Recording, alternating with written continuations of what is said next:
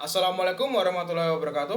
Perkenalkan, nama saya Muhammad Zulfalwan dengan nomor absen 21 dari kelas 11 MIPA 2. Pada kesempatan kali ini, saya akan menjelaskan infografis sejarah saya yang memuat tentang perundingan Linggarjati. Untuk infografisnya, saya tampilkan di sebelah saya.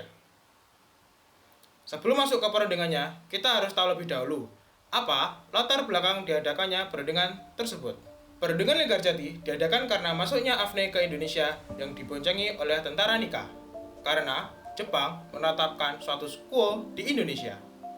Konflik Indonesia-Belanda ini disebabkan karena gagalnya perundingan sebelumnya yang diadakan di Hugo Veluwe pada tanggal 14 sampai 15 April 1946, sehingga berlanjut pada perundingan Linggarjati ini. Oke, sekarang masuk ke perundingannya. Seperti dengan nama materi kali ini, perundingan ini dilaksanakan di Linggarjati, Kuningan, Jawa Barat pada tanggal 11 sampai 15 November 1946. Namun, penandatanganan perjanjian Linggarjati baru ditandatangani pada tanggal 25 Maret 1947 di Istana Merdeka, Jakarta. Dalam pemecahan konflik ini, negeri Inggris bertanggung jawab untuk menyelesaikan konflik politik dan militer yang ada di Asia. Oleh karena itu, Inggris menjadi penengah antara dua kubu yang berselisih, yakni Indonesia dan Belanda. Berikut saya sajikan beberapa tokoh yang mewakili dari masing-masing negara dalam perundingan ini. Yang pertama, yakni ada Indonesia yang diwakili oleh Sultan Syahrir sebagai ketua, ditemani A.K. Ghani, Susanto Tirto Projo, dan Muhammad Rum. Yang kedua, yakni dari Belanda yang diwakili oleh Wim Selmerhorn sebagai ketua, ditemani Max von Paul, Hubertus Johannes van Mook, serta F. de Beer. Lalu, yang ketiga, yakni dari Inggris sebagai mediator yang diwakili oleh Lord Kilian.